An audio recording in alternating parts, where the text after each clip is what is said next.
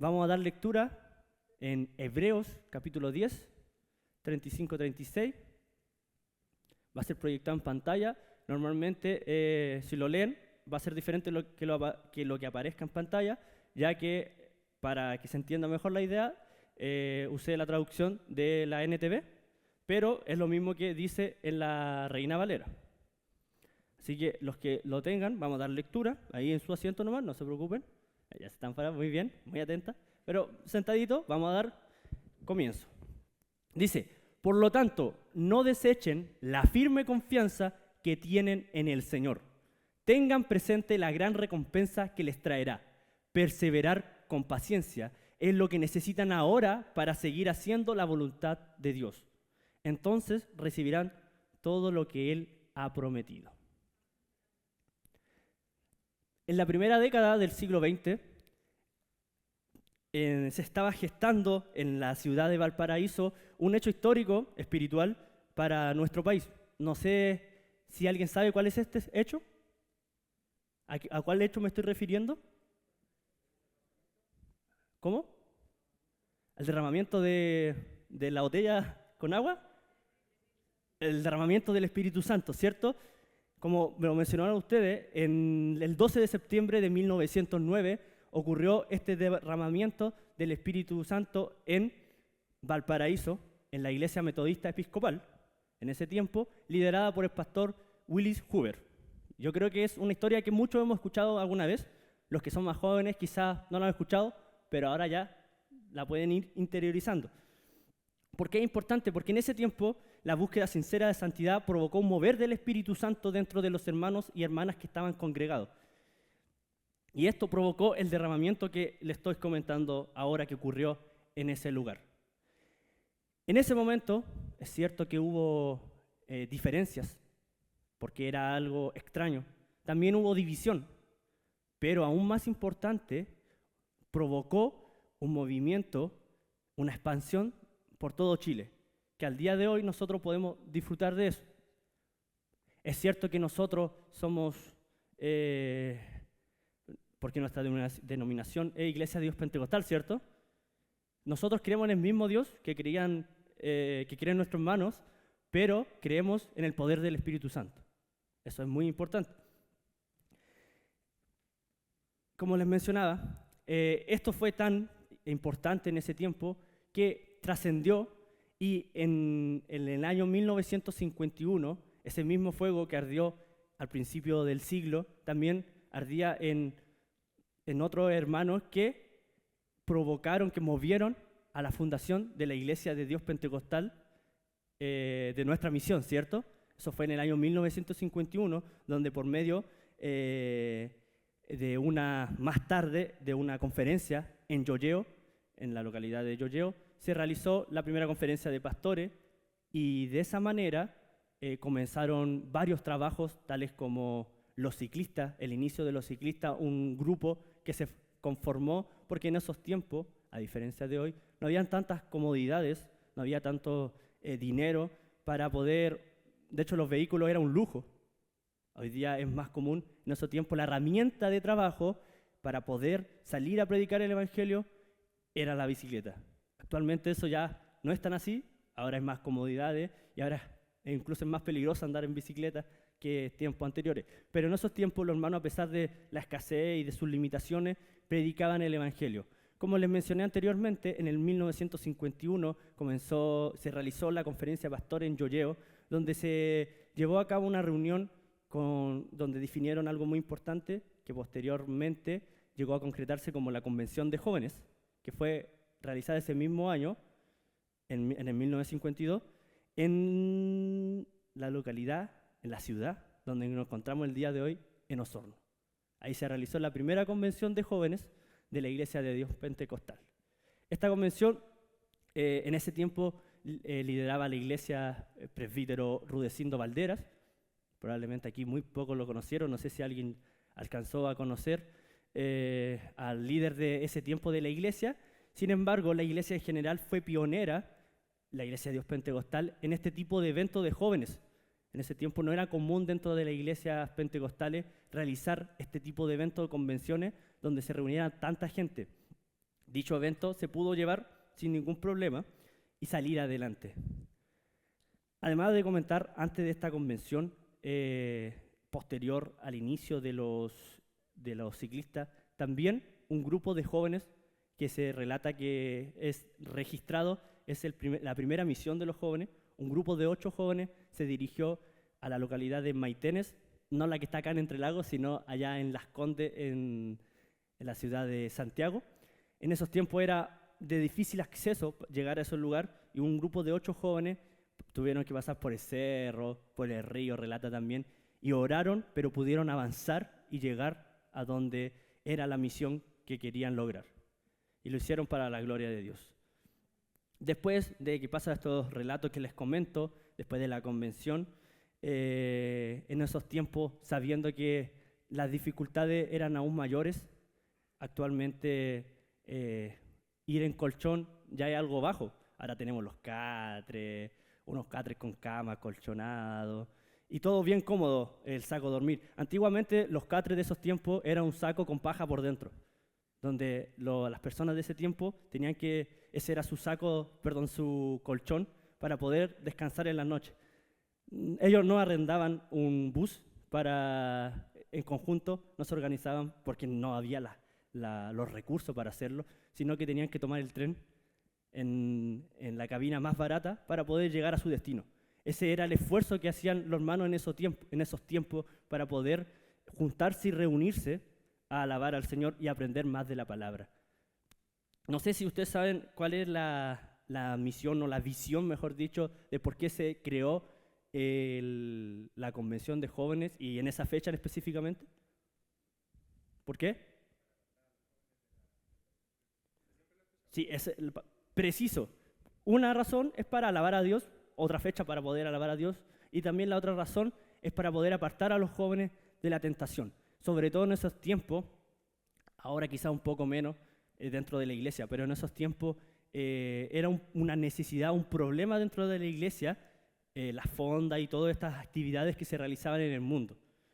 Actualmente creo, y por lo que veo de mis jóvenes, creo que no es así, pero en esos tiempos sí era una necesidad. Y por eso nacieron las convenciones para poder apartar al joven de la tentación del mundo. Si continuamos la historia, ya pasamos al 1986 y en Entre Lagos durante 8 años fue guía el hermano en ese tiempo, Juan Godoy Negrón. Después de ese tiempo siendo guía fue nombrado pastor en el 1986, pastor de la iglesia de Osorno, ¿cierto? Ya pasado el tiempo, yo les comento esto esto va más allá de que él fue nuestro pastor muchos años. Y va más allá de que él actualmente sea nuestro obispo, sino que el fin de esto es que a sus 48 años, en el año 1995, ahí donde nació mi hermano Nicolás, no sé hace cuántos años, pero hace varios años, a los 48 años de él, fue nombrado presidente del Avance Juvenil Pentecostal de la Iglesia de Dios Pentecostal, ¿cierto? Un puesto bastante alto, con bastante responsabilidad. Más que no creo que lo vean como que estuvo muy arriba, sino la responsabilidad que tenía para mover a la cantidad de jóvenes. El ya estar acá es una responsabilidad muy grande, poder organizar todo esto, imagínense a nivel nacional. Entonces él, a sus 48 años, fue a cargo de este grupo y en el año 1998, en conjunto a otros pastores y hermanos jóvenes, como algunos nombres que van a conocer, Pastor Marcelo Riquelme de la iglesia de Payaco, que imagino que la mayoría lo conocen, también Esteban Godoy, hijo del obispo Juan, él, conjunto a otros hermanos y otros pastores, conformaron, liderado por mi pastor Juan, el primer seminario bíblico de jóvenes. Acá también, la primera edición fue acá en Osorno. Y se los comento porque en ese tiempo era una idea muy innovadora hacer un seminario donde se reunieron en ese tiempo más de 100 jóvenes a aprender de la palabra del Señor. Eso también fue un motor para que años más tarde la iglesia conformara su Instituto Bíblico Pentecostal. Si seguimos avanzando un poco la historia, y mejor dicho, si rebobinamos atrás, en el año 1986, por motivos que hoy no vamos a discutir, la iglesia sufrió un quiebre. Sufrió un quiebre y llevando al pastor, este quiebre provocó que el pastor junto a los hermanos y hermanas se trasladaran a lo que hoy conocemos como este templo, ¿cierto? Ciertamente con muchos metros cuadrados menos, con menos recursos y con más problemas que habían en ese contexto situacional del momento. Sin embargo, en esa frustración, en esa dificultad, hubieron líderes de los jóvenes como hermano Oscar Riquelme, Adriana Peña, Celia López, Viviana Barría, algunos nombres les sonará, y otros líderes más en ese tiempo que ellos lideraron el grupo de jóvenes, el cual fue un motor para poder seguir avanzando y llevando el Evangelio. Y esto fue durante los primeros pasos de la iglesia local que nos encontramos acá. Está claro que a medida que la iglesia ha ido creciendo y ha pasado el tiempo, la sociedad igual ha ido avanzando. Yo creo que eso es evidente. Evidente que la sociedad ha ido creciendo y a pasos muy rápidos, ya sea en aspectos sociales, económicos y también tecnológicos. Desde que Jesús predicó el Evangelio, ¿hace cuántos años fue eso más o menos? Más de 2000 años, ¿cierto? Dejémoslo aproximadamente en 2025, poco menos, por ahí. Más de 2000 años. Hasta que nació la Iglesia de Dios Pentecostal, ¿cómo cuántos años? A ver, ahí lo pillé yo creo. ¿Hace cuánto nació la Iglesia de Dios Pentecostal? Dije la fecha. 75, si no me equivoco, por ahí. Ahí los más matemáticos saquen las cuentas. Hasta el día de hoy hay cosas, una estructura que no ha cambiado para para entregar el Evangelio. ¿Y a qué me refiero? Siempre ha habido un emisor. ¿Quién es el emisor? En este caso, yo soy el emisor, ¿cierto? Que es la persona que emite el mensaje. Va el mensaje, que es el contenido que el emisor quiere entregar, y también está el receptor, que en este caso serían ustedes, muy bien, que son los que reciben este mensaje. Eso no ha cambiado a lo largo del año, pero hay algo que sí ha cambiado. No sé si se le ocurre qué podría ser. El canal, ¿cierto? La forma de entregar el mensaje. Eso ha variado a lo largo de los años. Si hace 70 años un grupo de ciclistas o a pie en una esquina podían llegar a decenas de personas, al día de hoy un video corto puede llegar a millones de ellas. Así que el canal ha cambiado, la forma de entregar este mensaje ha cambiado, pero nosotros como emisores tenemos la responsabilidad de llevar el mismo mensaje a quienes lo reciben. Si seguimos avanzando, le voy a pedir un segundito para tomar agüita.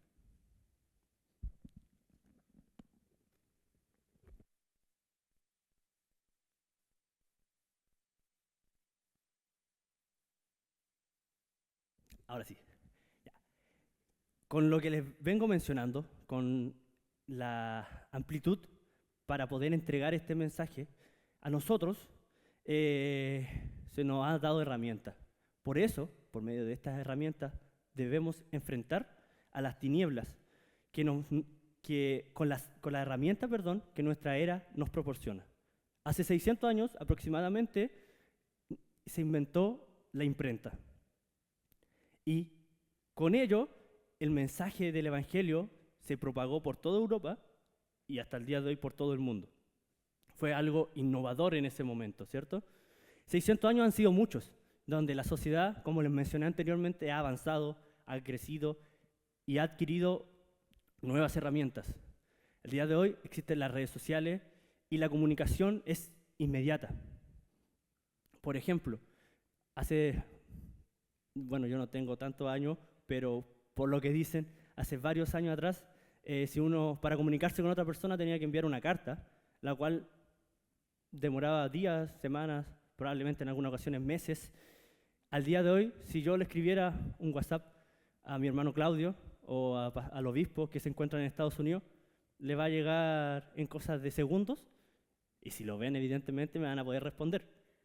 Eso no estaba años atrás. Entonces, el canal, las herramientas se han ampliado y podemos utilizarla de buena manera o de mala manera. Entonces les pregunto, ¿estamos preparados para utilizar esas herramientas? Por eso es necesario que nos formemos, nos preparemos y avancemos de la mano de Cristo. Nosotros somos el fruto de las oraciones y de la valentía de las generaciones pasadas. Eso es innegable. No podemos negar que ellos pusieron el esfuerzo y hoy día tenemos ese fruto, podemos gozar de ese fruto. Sin embargo, no nos podemos quedar en el pasado, en lo que ya fue. Nosotros somos responsables del futuro. Hoy, la antorcha encendida en el 1952 está en nuestras manos.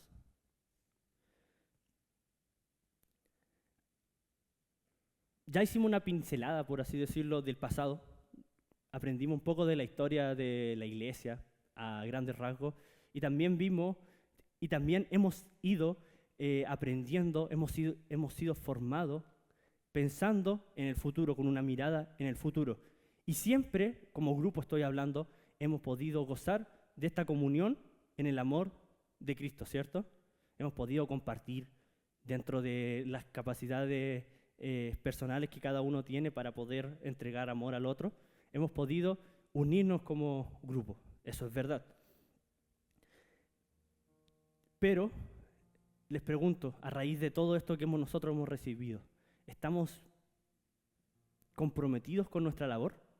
¿Estamos comprometidos con la labor que en un momento comenzamos dentro del grupo de jóvenes?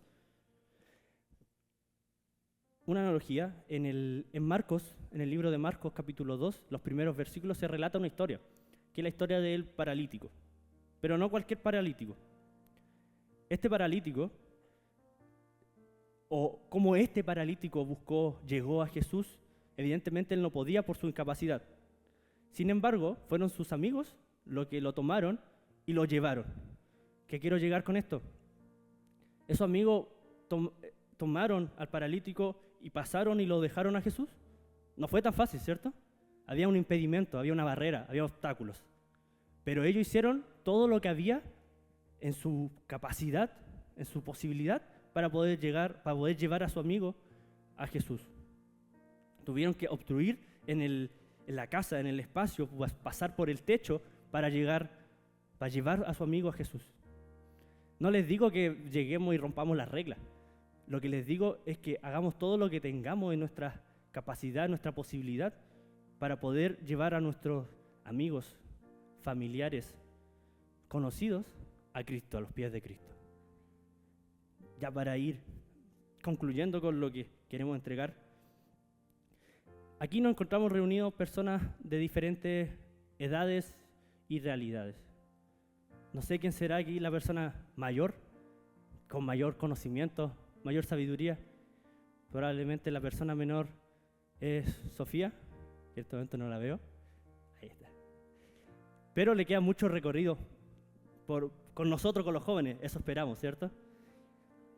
Sin embargo, algo que nos hace en común entre la persona mayor, entre la persona menor y todos los que estamos en medio, es en lo que creemos, que es Cristo. Entonces, sí, es importante que por medio de esto, de la unión que nos hace, preguntarnos lo siguiente: ¿estamos dispuestos a levantar la antorcha para echar atrás las tinieblas? Esa era la idea de la iglesia, de poner como símbolo la antorcha, poder apartar las tinieblas de este mundo. Hace 70 años fuimos pioneros en la creación de una actividad masiva de jóvenes que la llamamos convención. En el año 1998 se creó el seminario que les comentaba, lo cual fue una idea increíble en ese momento y que tuvo fruto. También, no hace mucho, en el año 2008, se implementó algo dentro de las convenciones, que hoy conocemos como los temas focalizados, que para nosotros es algo muy común ahora. Todos estos hechos, al día de hoy, nosotros lo podemos hacer, lo hacemos comúnmente toda la semana, un día viernes, el poder juntarnos y compartir de las palabras, lo uno con el otro, aprender, ¿cierto? Eso lo podemos hacer. Ahora lo vemos como algo normal, algo que fue innovador. En base a esto, es importante que nosotros podamos hacer algo, podamos pensar en qué vamos a hacer nosotros, si vamos a quedarnos como estamos o vamos a provocar un cambio. Es importante que a raíz de nuestra actualidad como jóvenes podamos seguir avanzando. Por eso le pregunto a ustedes, ¿haremos algo o esperaremos envejecer para que alguien más, después de 70 años, haga nuestro trabajo? Les pregunto, respóndanme. ¿Vamos a esperar envejecer para que alguien más haga nuestro trabajo? Entonces, ¿qué estamos esperando? Termino con lo último. ¿Qué dice nuestro himno lema? Más fuerte. ¿Y qué más? A la sombra de juventud cristiana avancemos a la sombra de un solo ideal. Pero no podemos avanzar si no tenemos el compromiso firme y con el propósito puesto en la fe para poder hacer crecer el Evangelio de Cristo. Por eso ahora yo le invito a que construyamos nuestras vidas en la roca firme que es Cristo y construyamos la iglesia que soñamos. Termino con el mismo versículo del comienzo. Reflexionemos. Por lo tanto, no desechen la firme confianza que tienen en el Señor. Tengan presente la gran recompensa que les traerá. Perseverar con paciencia es lo que necesitan ahora para seguir haciendo la voluntad de Dios. Entonces recibirán todo lo que Él ha prometido. Les pido que se pongan de pie. Inclinando nuestros rostros, vamos a hacer una oración. Padre Celestial, agradecemos el infinito amor que has tenido para con nosotros, que nos permite, Señor, alabar tu nombre y aprender de esta historia que es importante para nosotros, Señor, porque es parte de nosotros.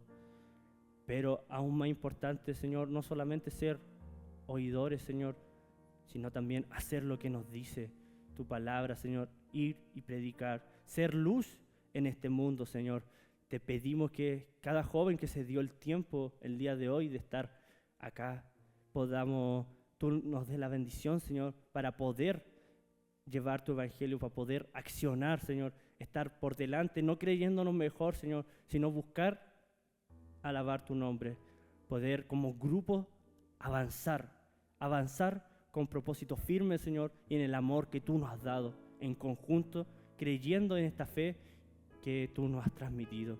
Te pido que nos levantes de esta oración y que en nuestras mentes pueda hacer ruido este mensaje, sabiendo que tú estás con nosotros y nos vas a recompensar, pero sabiendo también que debemos hacer tu voluntad y aprovechar que en conjunto, como juventud, poder estar unidos e impulsarnos unos a otros en el amor de Cristo. Te pido que nos levantes de esta oración en el nombre del Padre, del Hijo y del Espíritu Santo. Glorificamos a nuestro Dios. Gloria a Dios. Gloria a Dios.